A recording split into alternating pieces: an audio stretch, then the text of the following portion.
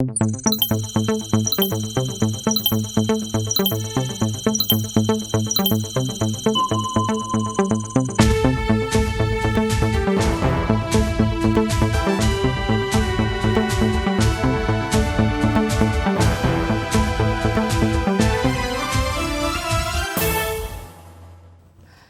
la sortie du FCINTER le 30 janvier dernier sur la question de la participation des enseignants au concours du CAMES, le ministère de l'Éducation pointé du doigt rompt son silence en donnant sa version des faits. Il parle d'application du décret du 9 mai 2019. Des détails dans un instant. En culture, la pandémie du coronavirus bouleverse également le programme du FESPACO. Initialement prévu du 26 février au 4 mars, ce rendez-vous du 7e A attendra encore le temps que l'on vienne à bout de ce mal. Dans ce trésor, vous entendrez les acteurs culturels sur la question. Enfin, actualité au Mali, l'accord pour la paix et la réconciliation nationale a été rejeté par une frange des jeunes. Ces associations voient en cet accord une alternative pour repartir le Mali. Merci de nous rejoindre. Bonjour et bienvenue dans ce trésor. Vous vous en souvenez certainement. Le 30 janvier dernier, le FCINTER, Fédération des syndicats nationaux des travailleurs de l'éducation et de la recherche du Centre national de recherche scientifique et technologique, accusait son ministère de tutelle, le ministère en charge de l'éducation donc, de bloquer leur carrière. Et bien hier, 1er février, l'équipe de Stanislas Ouaro s'est défendue en avançant comme raison l'application du décret du 9 mai 2019 qui encadrerait la question. Regardez. Cette fois-ci, c'est le département de Alkassou Maïga qui sort de son silence. Accusé par les ingénieurs de recherche et les enseignants à temps plein du CNRST de vouloir bloquer leur carrière, le ministère des Enseignements s'explique. Et pour le secrétaire général, il n'en est rien. C'est tout simplement l'application du décret du 9 mai 2019 portant organisation des fonctions d'enseignants à temps plein et d'ingénieurs de recherche qui fait des gorges chaudes à la FCINTER, Fédération des syndicats nationaux des travailleurs de l'éducation et de la recherche. C'est qu'il y a certains qui sont là, ils sont ingénieurs de recherche depuis 10 ans, 15 ans. Ils n'ont pas soutenu leur thèse. Le décret maintenant dont vous parlez est venu en 2019 pour préciser les délais. Pour dire de 2016 à 2019, vous qui êtes en thèse, vous devez soutenir votre thèse. Si vous arrivez à le soutenir, on vous nomme directement attaché ou assistant. À l'université, le problème ne se pose pas parce que personne ne peut rêver être ETP, aller au CAMES. Ça ne peut pas exister à l'université. Voilà, je suis moi un professeur d'université. Mais au niveau de la recherche, comme il y avait cette possibilité, on leur dit maintenant, vous prenez jusqu'au 31 décembre 2019 pour régulariser la situation, c'est-à-dire soutenir et être nommé. Dans ce dossier, les ingénieurs de recherche et les enseignants à temps plein relèvent une remise en cause du décret.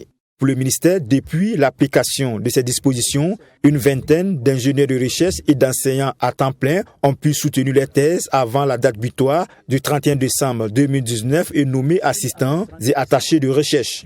Ce dont il s'agit, c'est des gens qui ont soutenu après le délai limite donné par le texte. Or, le texte est clair là-dessus. À partir du 1er janvier 2020, la seule voie de recrutement, c'est le concours. Alors qu'ils viennent compétir. Quelqu'un disait que peut-être qu'ils ont peur de compétir. Nous, on ne peut pas aller dans ce sens. Mais ce qu'on sait, c'est que la compétition est ouverte. Et chaque année, on nous donne un nombre important d'assistants, assistants hospitalo et de chercheurs à recruter. Le recrutement de cette année 2020 est en cours. On vient de recevoir les dossiers et la date butoir, c'était le 29. Qu'ils compétissent pour être nommés dans les différents postes, c'est qui leur ouvre l'accès. Au ministère des Enseignements supérieurs, il n'y aura pas de compromis ni de faveur. Les 11 agents du CNRST touchés par le décret du 9 mai 2019 doivent désormais se soumettre au concours. Seule voie de recrutement pour accéder aux emplois de l'enseignement supérieur et de la recherche. Et sur ce point, c'est un ministère qui n'entend pas fléchir sur les revendications de la FCINTER. Voilà la FCINTER qui était plutôt face au département de Alkassou Maïga. Il est de retour. Le service militaire, opté par l'École nationale d'administration et de magistrature depuis peu, a fini par plaire au gouvernement. Le 29 janvier dernier, il décidait alors de son application. La raison avancée, le contexte sécuritaire. Le gouvernement renchérit en avançant qu'il veut des fonctionnaires plus patriotes et intègres. De cette décision découle analyse et réaction au sein de la population. On les découvre dans cet élément, il est signé Michael Tougré. Les appelés du Service national de développement SND au Burkina Faso seront désormais incorporés pour un service militaire et civique de 90 jours. Une décision justifiée par la situation sécuritaire et l'annonce a été faite par le porte-parole du gouvernement. Ce décret, naturellement, est influencé aussi par notre contexte que nous connaissons. Ce contexte est le défi du patriotisme, du civisme, et puis aussi de faire en sorte qu'il y ait assez de discipline, de faire en sorte que nous bâtissons une jeunesse forte. Cette décision du gouvernement est appréciée par les citoyens. Au regard du contexte sécuritaire, il faut un minimum de connaissances dans le maniement des armes, toute chose qui permettra de se défendre en cas de menace sécuritaire. Les citoyens sont formés militairement. Vous voyez que si tout le monde était formé, on n'a pas besoin de créer école ou autre là. Tout le monde allait se mettre dedans et puis je pense que c'est vraiment une bonne chose. Vu l'insécurité qui sévit sur le territoire, je pense que si le fonctionnaire est déjà formé et avant d'aller sur le terrain, à n'importe quel poste, je pense qu'en cas d'attaque, voilà, ils peuvent aussi riposter. Parce que c'est pas simple. Ils sont beaucoup attaqués dans leur poste. Que ce soit la douane, les enseignants et les infirmiers, ils sont beaucoup attaqués. Si aujourd'hui on a des fonctionnaires qui sont formés militairement vraiment, et ils pourront se défendre, surtout qu'il y a l'insécurité aujourd'hui au Burkina, ils pourront se défendre et sauver même certaines personnes. Moi je pense que la formation militaire est utile pour notre pays. Au-delà de cette formation militaire, ce sont aussi des valeurs d'intégrité et de patriotisme qui seront inculquées aux appelés du Service national de développement. Une manière pour le gouvernement aussi de rétablir son autorité foulée aux pieds ces dernières années. Et la discipline au sein des administrations publiques et privées devient de plus en plus une exigence, explique cette citoyenne. Personnellement, on n'a pas connu cette époque, mais je sais que des grands frères ont connu déjà l'époque ancienne, où le SND, ils appelaient ça SNP, je pense. Les gens passaient forcément par cette phase de formation militaire. Je pense qu'ils sont encadrés. C'est des valeurs qu'on veut leur inculquer a priori. Je ne pense pas qu'au-delà après cette formation-là, il puisse y avoir des dérives. Parce que je pense que c'est des gens aguerris, des gens bien formés qui vont les encadrer pour cela. Si on regarde aujourd'hui, notre pays n'est pas tranquille et les fonctionnaires sont confrontés à des problèmes, surtout sécuritaires. Les enseignants, les agents de la santé sont tous dans ce problème. Si les fonctionnaires sont formés au service militaire, cela va beaucoup les aider en cas de difficulté.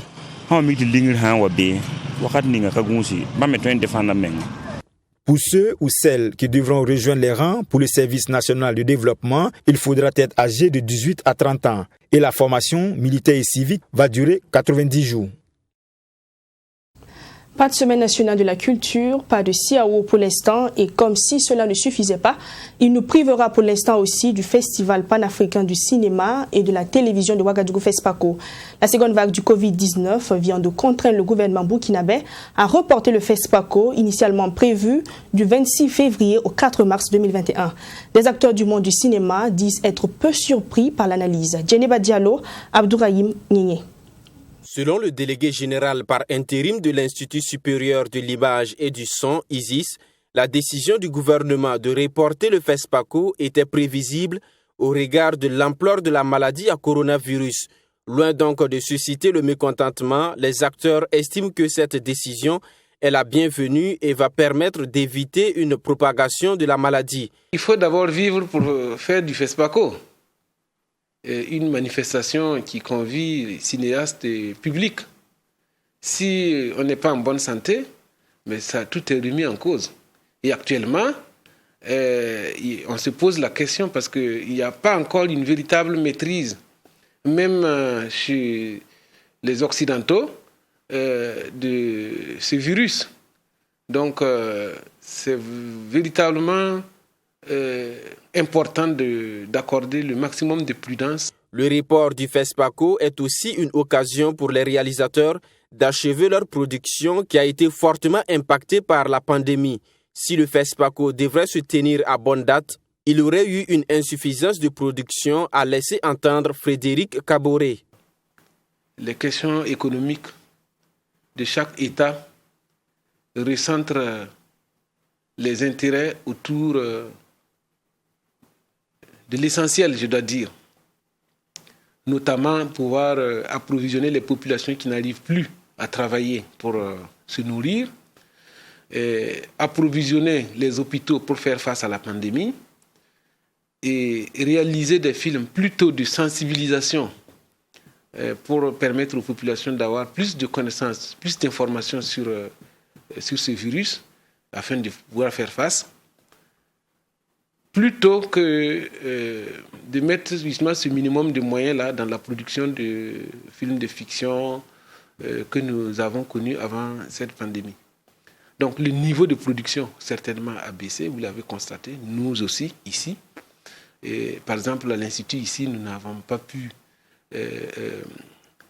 effectuer tous les tournages que nous avions prévus. Le délégué général de l'ISIS écarte l'idée d'organiser dans ces conditions un FESPACO au minima en excluant le côté festif. Pour lui, cette opinion remettrait en cause le sens même du FESPACO, qui est avant tout un festival. Technologiquement parlant, je ne pense pas qu'on soit encore prêt pour faire un tel FESPACO. On peut faire des manifestations cinématographiques. Le FESPACO peut devenir des journées cinématographiques ou alors une manifestation cinématographique dans le sens où le caractère de festival n'apparaît plus. Alors on pourrait imaginer un club de jury ou des clubs de jury, toutes catégories connues, alors pour regarder des films entre eux. Donc chacun à domicile peut avoir des copies de ces films pour regarder. Et puis ils peuvent échanger par WhatsApp, ils peuvent échanger par les réseaux sociaux pour dire ils sont d'accord pour primer tel ou tel film. Mais est-ce que c'est l'objectif d'un festival? Voilà, c'est toute la question. Frédéric Kaboré souhaite que cette deuxième vague du coronavirus soit très vite maîtrisée afin de permettre aux acteurs du 7e art de reprendre le cours normal de leurs activités. En attendant, il déplore les conséquences de cette maladie sur le monde culturel dans son ensemble. Jubilé de porcelaine, 20 ans donc pour l'association Nedla Bumbu. Un anniversaire commémoré le dimanche 31 janvier 2021 à Ouagadougou. L'association a été créée en novembre 1999 et la présente commémoration a été placée sous le parrainage du président du conseil régional du centre, Éric Tiamtori. Ambiance de la célébration avec Sanata Siré. Ambiance et mobilisation des membres de l'association Nedla Bumbu ce dimanche à l'arrondissement 11 de la ville de Ouagadougou. Cette association commémore ses 20 années d'existence et de cheminement. De 13 membres en 1999, l'association Nedla Bumbu compte aujourd'hui 142 adhérents. Une évolution dont se réjouissent ses premiers responsables. Les 20 ans, ce n'est pas 20 mois, ni 20 jours, ni 20 semaines. Vous savez, pour tenir 100 et quelques femmes, il faut avoir 100 et quelques bâtons. Ce n'est pas facile. Ça n'a pas été facile, ça a été vraiment dur. De 13 femmes à 142 femmes, ce n'est pas du jeu. Je peux dire que pour l'association aujourd'hui, en tout cas, ça va de l'avant. Parce que les difficultés qu'on a rencontrées au tout début, là, aujourd'hui, là, ça commence à aller. Cette commémoration a été parrainée par le président du conseil régional du centre. Éric Tiamtori a salué la bravoure de ces femmes et la qualité des activités qu'elles mènent au sein de leur association. Si je suis là ce soir en ma qualité de parrain, c'est d'abord au regard de la qualité des activités menées par cette association qui œuvre dans des activités similaires que nous menons au niveau du conseil régional, à savoir le tissage et l'accompagnement des femmes dans les micro-projets. Et au niveau du conseil régional du centre, nous avons un programme, le PTMI, le programme de transformation et de modernisation de l'économie informelle, qui depuis 2008 travaille dans ce sens et qui a même été sélectionné par le PADEL pour mener ses activités à l'échelle nationale. Donc vous comprenez qu'il était de bon ton que nous venions accompagner ces braves dames-là qui travaillent pour le bonheur de nos populations. En outre, c'est 20 ans d'anniversaire. 20 ans, ce n'est pas 20 jours. Je crois qu'il y a lieu d'encourager ces braves femmes-là qui travaillent depuis 20 ans. L'association Nedla Bumbu est spécialisée dans la fabrication des produits, notamment la pâte d'arachide, le savon liquide, le beurre de karité ainsi que le tissage. Plus question pour les parieurs de Houndé de se faire compter les courses de chevaux. La LONABé, Loterie nationale burkinabé ou encore la nationale des jeux du hasard a procédé à l'ouverture d'un espace course en direct à Houndé le 29 janvier dernier. Cet espace permet désormais aux parieurs de la dite ville de jouer et suivre en direct les courses des chevaux, dont 16 courses par jour. Joseph Koudkou. Houndé a désormais son espace course en direct. La Loterie nationale burkinabé, dans le souci de garantir un cadre convivial à ses clients de cette localité, a procédé à l'inauguration de cette salle. Et notre objectif est de permettre à la clientèle de vivre toutes les courses. Toutes les courses, et vous savez que le PMU est devenu une passion dans notre pays. Donc l'objectif c'est aussi d'accroître notre chiffre d'affaires, mais de rapprocher aussi les produits de la clientèle et accroître la confiance de la clientèle dans nos produits. Parce qu'en suivant ces courses à la télé, on ne dira plus ils ont volé, c'est faux, ils ont truqué, ils ont donné une fausse arrivée. C'est direct, c'est visible. Cet espace compte 40 places assises, 4 guichets et 3 télés qui retransmettent les courses hippiques. Dans le strict respect des mesures barrières, il offrira de meilleures conditions de jeu aux bénéficiaires de la localité. Honnêtement, s'il y a bien quelqu'un qui est heureux ce matin, c'est bel et bien le premier responsable de la direction régionale de l'Ouest que je suis, parce que depuis 2016, sinon même avant, c'était un projet que nous nourrissons pour Houndé. C'était un besoin réel, parce qu'aujourd'hui, le PMU date depuis 1990. Et le CD est venu après. Et on sent l'engouement de ce jeu-là un peu partout dans les localités. Si bien que les gens sont en train de téléphoner, là où ça n'existe pas, ils prennent les combinaisons, ils téléphonent pour valider là où il y a les salles. Les parieurs de la région des Balais ont exprimé leur satisfaction pour cette infrastructure qui vient renouveler leur confiance à la nationale des jeux du hasard au Burkina Faso.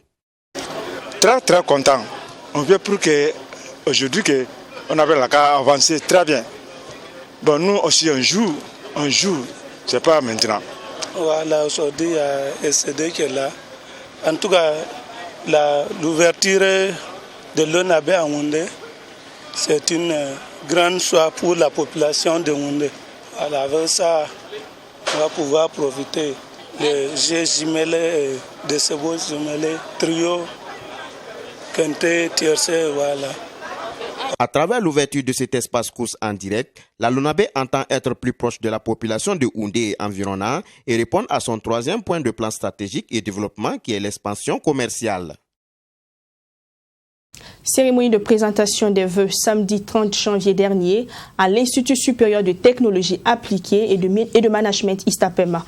Le premier responsable de l'Institut a présenté ses vœux aux étudiants et aux professeurs de l'ISTAPEMA. Cette cérémonie a été aussi l'occasion pour installer la nouvelle déléguée générale et les membres du bureau. Mamidriana Kamabou avec la voix de Fatima Tanikima.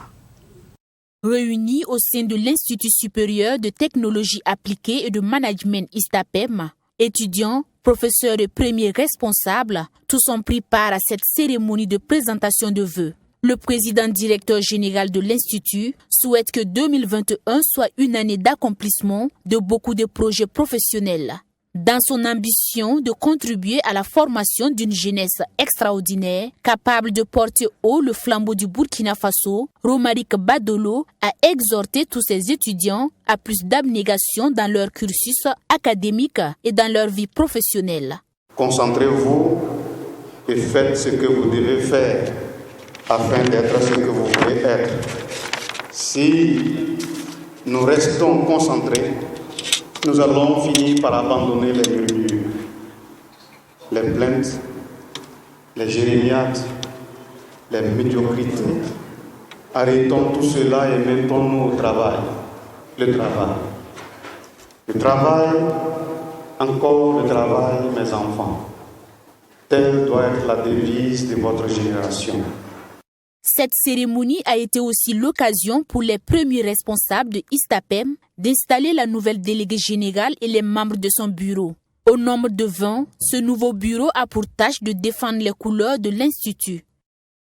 Je promets de défendre les couleurs de l'Institut et de représenter vaillamment l'ensemble des étudiants. Par ailleurs, j'invite tous mes camarades à l'abnégation, au travail, car il est de notre devoir d'apporter de bons résultats pour l'image de l'école, pour notre propre image et aussi mettre nos parents dans la joie. Le PDG de l'Institut a demandé aux étudiants membres du bureau d'honorer leur engagement jusqu'à la fin de leur mandat.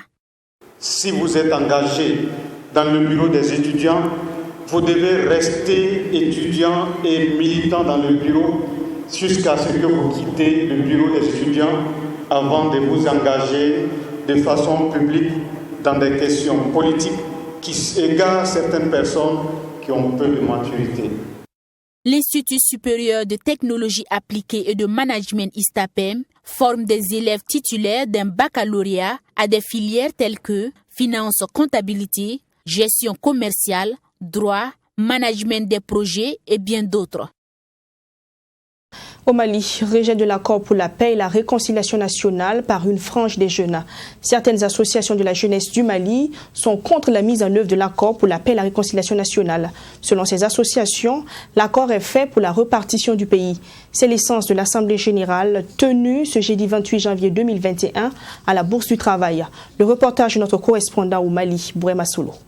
Adopté en 2015 sous la médiation internationale dirigée par l'Algérie, l'accord pour la paix et la réconciliation n'a pas fini de diviser les Maliens. Actuellement, des associations juvéniles militent pour stopper sa mise en œuvre. Pour elles, appliquer en l'état cet accord risque de pousser à la répartition du pays. L'accord est mauvais pour le Mali parce que l'accord va vers la partition de ce pays. Quand l'armée nouvelle doit être construite sur une base ethnique ou sur une base régionaliste, je crois que ça, ce n'est rien de bon. Et également, on voit dans cet accord un projet de création de l'État de l'Azawad, parce que certains veulent que le nord du Mali soit ce qu'on appelle Azawad.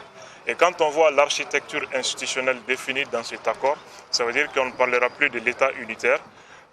Au mieux, on va vers un fédéralisme, et au pire, la partition pure et simple du pays. La communauté internationale, à travers le comité de suivi de l'accord, presse les autorités maliennes à appliquer cet accord depuis son adoption. Mais selon Abdoul Niang, la pression internationale n'aura aucun effet sur leur détermination. Le peuple malien ne cédera à aucune forme de pression. Le peuple ne cédera à aucune forme de pression. Le peuple résiste et le peuple résistera. Et cet accord ne passera pas, c'est déjà un échec. Jusque-là, la mise en œuvre effective de l'accord pour la paix au Mali reste un défi majeur pour les autorités maliennes. Par exemple, le retour de l'État n'est toujours pas effectif dans la ville de Kidal, sous contrôle de la coordination des mouvements de l'Azawad SEMA, un ancien groupe rebelle signateur de l'accord de paix. Somalie, une attaque meurtrière a eu lieu dimanche 31 janvier à Mogadiscio. Elle a visé un hôtel du centre de la capitale, non loin de l'aéroport international. Elle a été revendiquée par les islamistes Shebab. Des explosions et des tirs ont été entendus pendant plusieurs heures. Un bilan encore provisoire fait état d'au moins 3 morts et 6 blessés. La capitale somalienne, Mogadiscio, frappée par une attaque meurtrière d'Al-Shabaab. Au moins 5 civils sont morts. Les 4 assaillants ont également été tués. Il y aurait plus d'une dizaine de blessés. Un ancien haut responsable de l'armée somalienne a aussi perdu la vie. C'est ce dimanche dans l'après-midi qu'une voiture piégée a explosé devant un hôtel situé près de l'aéroport, à un carrefour très fréquenté du centre de Mogadiscio. Des hommes armés ont ensuite investi le lieu et échangé des coups de feu avec les personnels de sécurité. Les assaillants se sont ensuite retranchés dans une pièce du bâtiment principal. Le siège a duré près de 6 heures. Les djihadistes somaliens Shebab contrôlaient Mogadiscio avant d'en être évincés en 2011 par les troupes de l'Union africaine qui soutiennent le fragile gouvernement fédéral. Ils contrôlent toujours de vastes zones rurales en Somalie, des régions depuis lesquelles ils mènent leurs opérations. Cette attaque s'est déroulée alors que la Somalie doit tenir des élections présidentielles et législatives avant le 8 février. Un scrutin compliqué, les désaccords entre le gouvernement somalien et les États régionaux minant le processus électoral. Voilà, fin de ce 13h du 2 février. Merci pour votre attention. Je vous retrouve demain à 13h. D'ici là, prenez soin de vous.